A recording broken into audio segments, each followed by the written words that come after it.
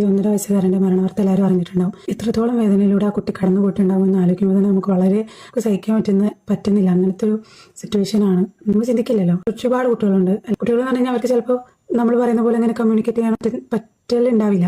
അത്രയ്ക്കും open up ആവാൻ പറ്റുന്ന സിറ്റുവേഷൻസിലൊക്കെ അവർ തുറന്നു പറയുള്ളൂ. ഇത്തരത്തിൽ തുറന്നു പറയാനുള്ള പ്രായമാവാത്ത കുട്ടികളോ അവരെത്ര പേര് അനുഭവിക്കുന്നുണ്ടോ. നമുക്കൊരു എങ്ങനെയെങ്കിലും എവിടെയെങ്കിലും ഒരു സിഗ്നൽ കിട്ടുകയാണെങ്കിൽ റിപ്പോർട്ട് ചെയ്യുക, അറിയിക്കുക. ഗവൺമെന്റിൽ അത്തരത്തിൽ ഒരുപാട് സംവിധാനങ്ങളുണ്ട്.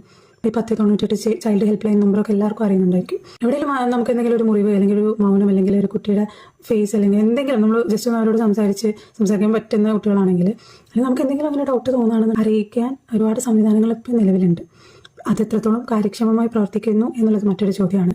പക്ഷേ നമ്മൾ റെസ്പോൺസിബിൾ ആയിരിക്കുക എന്നുള്ളതാണ്. ഗവൺമെൻറ് നോക്കിക്കോളും എന്ന് ചിന്തിക്കുന്നതിൽ അപ്പുറം നമുക്ക് എന്ത് ചെയ്യാൻ പറ്റും, ഒരു മനുഷ്യൻ എന്ന നിലയിൽ നമുക്ക് എന്തൊക്കെ ചെയ്യാൻ പറ്റും എന്നുള്ളത് നമ്മൾ എപ്പോഴും അറിഞ്ഞിരിക്കേണ്ടത് അത്യാവശ്യമാണ്.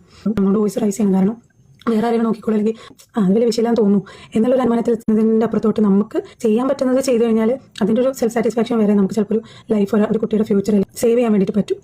ഉള്ള സംവിധാനങ്ങളെക്കുറിച്ച് ഞാൻ ഓരോ വീഡിയോ ചെയ്യുന്നുണ്ട്. കാരണം അതെനിക്ക് ചെയ്യണം എന്ന് അത്യാവശ്യമുള്ള സംഭവമല്ല. പക്ഷേ ഇതൊക്കെ എല്ലാവരും അറിയാത്ത ആളുകളുണ്ടെങ്കിൽ അവരിലേക്കും കൂടെ എത്തിക്കണം എന്ന് എനിക്ക് ജെന്യൂനായിട്ട് തോന്നുന്ന കുറച്ച് കാര്യങ്ങളൊക്കെ ഉണ്ട്. ഞാൻ പിന്നെ ഷെയർ ചെയ്യുക. ചിലപ്പോൾ എല്ലാം നമ്മളോട് തുറന്ന് പറയുന്നില്ല. സോ എപ്പോഴും നമ്മൾ നോട്ടീസ് ചെയ്യാൻ വേണ്ടിയിട്ട് പഠിക്കണം. So learn to notice what happen around U.